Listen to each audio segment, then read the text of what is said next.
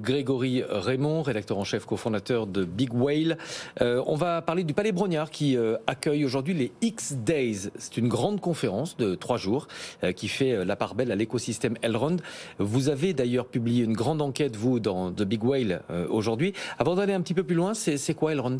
Elrond, c'est tout simplement une... C'est comme dans Le Seigneur des Anneaux? Exactement, c'est ça. Alors c'est une blockchain d'infrastructure, c'est comme Ethereum, ça veut dire qu'on peut construire plein d'applications décentralisées dessus, faire de la finance décentralisée, faire des NFT. Donc voilà, un concurrent d'Ethereum, un petit concurrent, certes, mais qui est très véloce. C'est une des blockchains les plus rapides du secteur et elle est très connue en France. Pourquoi? Parce qu'elle est notamment poussée au niveau de la communication par Asher, que vous connaissez bien aussi. Owen Simonin, qui est régulièrement notre invité. Exactement, qui en fait une promotion active en France et chaque euro est dépensé par Elrond chez Asher est un euro qui est plutôt bien dépensé parce que la France est devenue l'un des marchés principaux pour Elrond et c'est d'ailleurs pour ça que la grande conférence Elrond se tient en France et pas en Roumanie par exemple qui est le pays d'origine d'Elrond. Néanmoins, ce qu'on peut dire, c'est que Elrond, sa traction est un peu en perte de vitesse. Son token, le GLD, a énormément progressé en 2020, en 2021. C'était l'un des meilleurs placements quand même du précédent bull market. Mais là, par contre, le cours a beaucoup chuté. On est passé de à peu près 450 $ aujourd'hui 60. Donc voilà, ça fait une sacrée baisse. Mais toutes les cryptos sont un peu logées à la même enseigne. Mais par contre, ce qu'on voit, c'est qu'il y a de moins en moins d'adresses, de nouvelles adresses qui sont créées tous les jours. En ce moment, il y en a à peu près moins de 1000. Pour Ethereum, c'est 90 000. Solana, c'est 140 000. Polygon, un autre concurrent, c'est quasiment 1 million par jour. Donc voilà, on voit qu'il y a une traction en baisse. Ouais. Qu'est-ce qu'on peut faire concrètement sur Elrond aujourd'hui? Qu'est-ce qui permet, je veux dire, à ce projet de se distinguer des autres?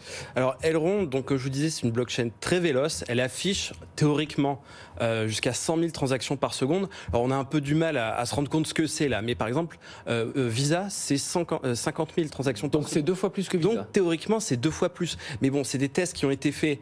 Donc sur un testnet, donc ça veut dire pas en conditions réelles, un peu comme dans un laboratoire. Donc voilà, on aimerait bien voir ce que ça donne en conditions réelles. Ce qu'on peut dire au niveau des réussites, Elrond, c'est surtout une application mobile qui s'appelle Maillard. Et très honnêtement, c'est très simple à utiliser. Parce que vous savez quand même dans la blockchain, les cryptos, voilà, c'est quand même pas simple à prendre en main. C'est quand même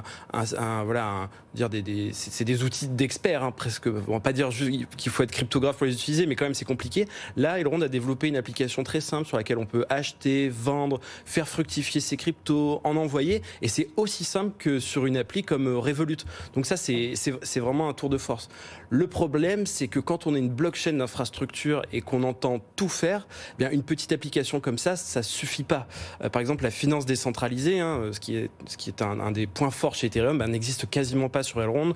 Les projets NFT, ne sont pas très très excitants. Donc voilà, il y a encore beaucoup de choses à faire. Du coup, quelle est la stratégie pour essayer de relever la tête? Alors, chez Elrond, ils ont compris que être une blockchain qui pouvait tout faire comme Ethereum, ça allait être un peu compliqué.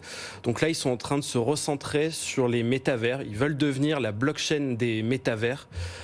Pourquoi pas en même temps, hein, c'est possible. Hein, c'est une blockchain qui est très véloce, donc pour gérer plein de calculs en même temps, ça peut être intéressant. Néanmoins, ça nous ramène encore à très loin. Les vrais produits qui sortiront. Là, dire on se lance dans le métavers et on va avoir des super produits dans 5 ans, 6 ans, 7 ans. Bon, voilà, ça permet de se donner un peu d'air, mais on aimerait voir du concret quand même sur Elrond. Ouais. La blockchain existe depuis quasiment 3 ans. Et puis on se dit qu'ils vont peut-être pas être les seuls sur le métavers. Exactement. Mais Ethereum, encore lui, hein, et voilà, il est la blockchain principale, mais il y en a d'autres, hein, Solana, Polygon, voilà. Elrond, c'est pas forcément celle à qui on pense, mais là, en termes de marketing, ils disent, nous, on va être la blockchain des métavers. Ouais, mais ils ont transformé. Hein. Ils ont beaucoup été critiqués justement pour la débauche d'opérations marketing. Oui. Si j'ai bien compris, ça risque de pas arranger son cas. Oui, effectivement, parce que c'est un peu facile de décaler à plusieurs années le rendu des produits.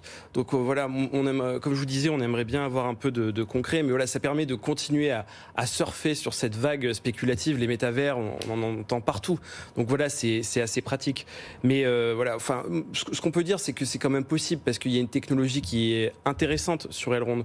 Mais bon, voilà, il faut que ça délivre, quoi.